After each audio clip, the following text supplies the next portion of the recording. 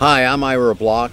I'm a National Geographic photographer and a Sony artisan. If you're getting started in documentary photography, you need to find, the most important thing is you need to find a subject that really interests you, that you really love. Once you find a subject you love, you need to do serious research on that subject and see what's been done on it and what's important about it that relates to the current world as we live in now.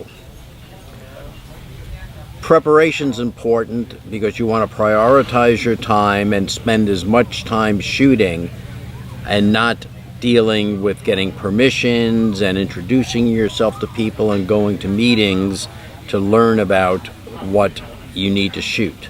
So get all your research done before you go out. Make sure all your connections with people are set up before you go out, so when you do go out, you're just shooting and not getting turned down at places because you haven't made a right connection there.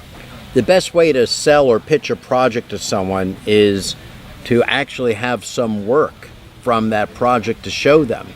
You're in the business of taking pictures, you're a photographer.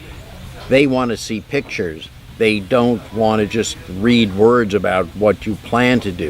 So get some things done on your own that you could then bring into somebody, show them how you shoot, your ability to shoot, and then show them why that project is important and show it visually. Of course, one of the most difficult things is to find funding for your project. And as in my early times in photography, there were a lot of magazines, I was getting published a lot, and I could always go to a magazine to find funding.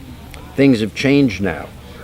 So a lot of people are doing Kickstarter campaigns, or you could go to NGOs to find funding. Find a group of people that have some money that are interested in the same thing you're interested in, and approach them for funding.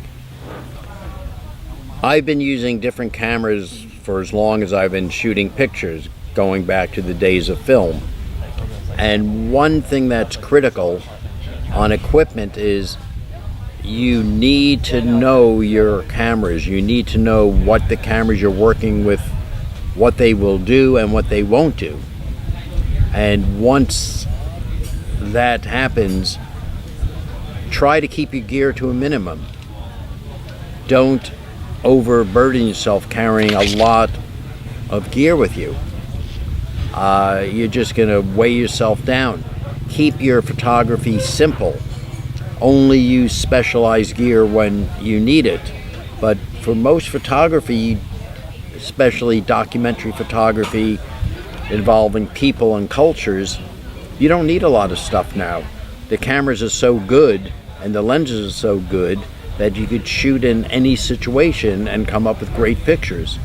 To make connections with people that could help fund your work or publish your work, if you're a young photographer, I think one of the things you need to do is get involved in social media. Get yourself a good Instagram account that shows the work you could do. Don't worry about photographing what you're having for dinner and where you are at a restaurant. Use your social media not so much to be social, but as a way of getting your portfolio out there. And somebody may pick up on that and get in touch with you. You can also email people links to different photos on your social media that you think or something that they can relate to, that something that they're interested in. You only need to find one person at first. Everything networks out these days so quickly.